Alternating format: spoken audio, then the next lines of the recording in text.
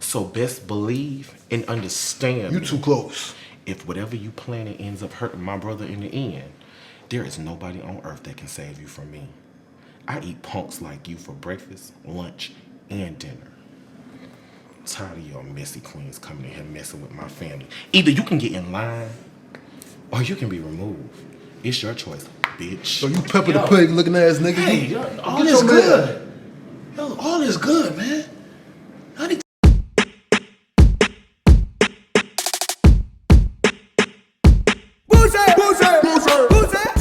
What is going on, beautiful people? It's your boy here, Wesley from A Connection TV here on YouTube, the one place on the World Wide Web where we actually adopt similar connections despite our differences. And welcome to my channel. If this is your first time seeing me, definitely follow me on all social medias, Twitter and Instagram at A Connection TV. My TikTok is West the Good Guy. I just started uploading on TikTok.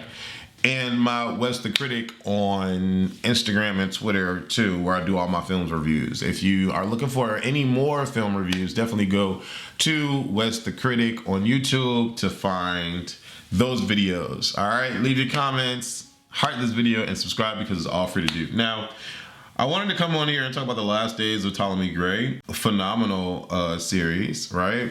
Actually, what happens with my film and or series reviews, I talk about the actors, I talk about the writers, I talk about the script, I give it a rating, and then I review it. And after my rating, you can decide on if you want to watch the particular content that I'm talking about, right? Because when I review it, I get into some spoiler territory. But I don't think I'm going to do that too much on this because I actually want y'all to watch this series if you haven't. I'm a little late. This came out on March 11th, 2022 on Apple TV Plus. It's a drama.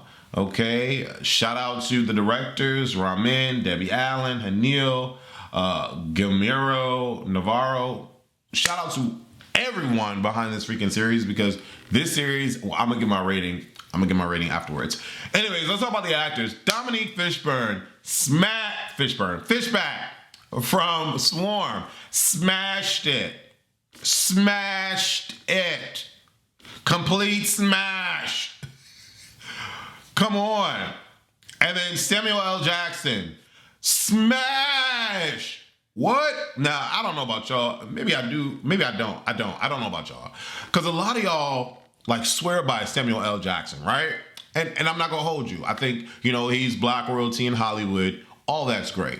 But Samuel L. Jackson is what Jennifer Coolidge is to me. The same person in every movie, right? And y'all may be like, no, Wes, how can you say that? You must not have seen everything that Samuel L. Jackson has been in. I've seen enough. And the stuff that I saw, he was the same in every movie. So in my mind, I'm just like, I don't really want to watch Samuel L. Jackson being Samuel L. Jackson in space. I don't really want to watch Samuel L. Jackson being Samuel L. Jackson as a pimp. You know, all the movies that he's played in. I don't want to see Samuel L. Jackson being Samuel L. Jackson as a slave. I don't want to see that. And so I opted not to. So I just didn't really care that much about Samuel L. Jackson. Baby, you could have fooled me. Because if Samuel L. Jackson has been acting in everything that he's been in, like he's acted in the last days of Ptolemy Grey, I've clearly missed out. I've clearly misunderstood why people consider him to be black royalty. This man can act, and he is a great actor. But this is the work that I needed to see to believe that and to understand that, okay? Dominique Fishback, she's dope as hell. I think, you know, her role in this is kind of similar to her role in Swarm, minus the killing, but she's a great actress because her crying ability, stellar. Her physicality, stellar. Like, Dominique Fishback is dope. I really like her, and I want to see her win and keep winning, right? So I'm sold by all of the actors in this show, but to be fair, this whole series is about Dominique Fishback and Samuel L. Jackson, okay? So we're going to leave it there. Shout out, notable mentions, Omar Benson Miller. Shout out to him, man. Everybody in there, shout out. The writing, impeccable. Mwah. Chef's kiss, flawless. Another series where we get a lot of flashbacks and you know, things expressed and explained to us about what's going on in the present time, and I'm here for it. The writing, the dialogue is believable among the people, and I'm here for it. It's the script is perfection, and I'm sorry that I'm like scatterbrained all over the place because I like watched this a while ago. This is another series that I've opted to keep Apple Plus, but I literally could not stop watching it from the beginning to the end. I watched the thing full-fledged, full out. It's 6 episodes, so it's not as long as, other shows that have 10 or 9 episodes, but this is really, really good, and I couldn't stop watching it, all right? Actors, a 10. Writing, a 10. And so I get into the review of this, or my rating of this particular series, and I am without a shadow of a doubt gonna give this series a 10. It's like pure cinema. It's cinematic perfection. The acting, unbelievable. Like the script, unbelievable. There's moments where I cried. There's moments where I felt compelled to I was feeling in this whole thing. But Samuel L. Jackson is the series for me. He is the series for me. There are like so many, and I'm like getting into those emotions that he would like. The moment where he asked her not to leave him and to come in, and it's just so good. It's just so freaking good. You have to watch this series. Now, I'm gonna get into my review. I'm gonna talk a little bit about it, but I'm not gonna talk a whole lot about it. But I do wanna talk a little bit about it. So, I was kind of leery into going into this series because of what I felt about Samuel L. Jackson's acting. And so I didn't really know how he was going to convey this character because, to be honest, this character needs acting. And so I was like, he can't really act. And I know I probably sound horrible to a lot of y'all, but it's okay. I came around, though. I do want to shout out IMDb gave it a 7.8. Rotten Tomatoes gave it an 88%.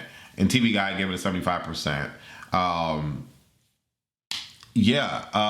Ptolemy Grey, 91, is on the brink of, he was 91, that's what he was supposed to be, is on the brink of sinking into dementia, but he experiences a seismic shift when given the opportunity to briefly regain his memories, and he uses his fleeting lucidity to solve his nephew's death and come to terms with his past. Okay? That's what it's about. Right off rip, Samuel L. Jackson starts the show off. Just like it says, he's suffering from dementia. He's living in a filthy apartment. Hoarder much, really.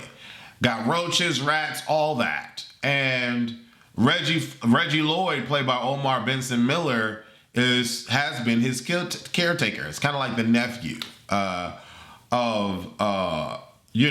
to Samuel L. Jackson. Ptolemy Grey. And so he comes over and he helps him out and he makes sure that he eats and makes sure that he bathes or whatever. I mean, this house is so nasty that Ptolemy Grey is pissing in a used bean can and putting the piss in a sink filled with dishes. That's how disgusting his apartment is. Filthy, all right? He gets his monthly income from the state and Social Security and retirement and all this stuff that he gets. He gets $300 a month to live. I could never. I'm like, what? What? But it's like, what happens when you get that age? Like, you would want somebody to be there and care for you because, baby, he made it to 91. Like, what? But, something out of the ordinary happens to Omar Benson's character. And, I understood the lead-in and all of that. Samuel L. Jackson's response was cool enough. I felt it could have been a bit more subdued. But, again, he chose that reaction and it was what it was. I felt for him then. And I did cry for him then. Because, being old, walking into the funeral, no one's acknowledging that, Reggie is dead, at least not to, Ptolemy Grey, but he had to find out because the guy was in the coffin, and then, Dominique Fishback is there to console him. I thought that whole lead-in was good. I felt it. I was compelled to feel it. Then we get into Dominique Fishback's character, who's living, with a friend of her mom or something like that. Her parents have died, and the friend takes her in. Ptolemy Grey's niece, I believe it is, takes her in or whatever, and she's having to live on the couch at the mom's friend's house, and the mom's friend has a little fast son. That I really wanted Samuel L. Jackson's interaction to be a little bit more harsh towards the son, because he knew that the son had stole from him, but it was what it was. I was just hoping that the son wouldn't be what he was, but we had enough good characters in there to last and get me through the series. I just hate when there's a lot of black on black issues and situations and shows. It creeps me out. So him stealing from, his grandfather or whatever just aggravated my spirit and or soul. But he was a villain in the show, and so he just had to play that role. It was what it was. But we do have some phenomenal men that step in to be, beside Ptolemy Grey and beside Dominique. And Gilbert Glenn no, that's not him. Where is he at? They don't have him on here. But the boy that played Dominique Fishback's love interest was a great guy, and Reggie Lloyd's friend was a great guy. There were great, awesome black men in this that played great roles in helping Ptolemy Grey and Dominique Fishback. So I was okay with that. Hilly was the main villain, and Niecy was kind of a villain too. But I like the fact that Ptolemy Grey did not want to let it lie to rest who killed his nephew, Reggie Lloyd. And like the whole point of it to figure it out. And no matter how much he had dementia, no matter how much he was losing his memory, he was honed in with that mission. And I really, really appreciated it. This particular film series is by far one that you should definitely get into and watch. You're gonna cry, you're gonna get angry, you're not gonna want to stop the episodes. It's gonna linger in your brain that you have to keep watching, and because of that, I give it a 10. The acting, the script, the cinematography, the world building, the story building, it's just so good, and it was a great, fresh story. I give The Last Days of Ptolemy Grey a 10, even when you get to the end. You get to the end, and Ptolemy Grey understands that it's just over for him. And Dominique Fishback, no matter what, it's not going anywhere. Even though she has all this money and the riches in the world, she doesn't care about any of that. She's still with her boyfriend. She still has good people in her life. But she finally goes to visit Ptolemy Grey. And there are moments where Ptolemy remembers her. Just amazing. Amazing. And like the moment where he remembers and he realizes that he's forgetting and it's over for him, and he just starts to cry.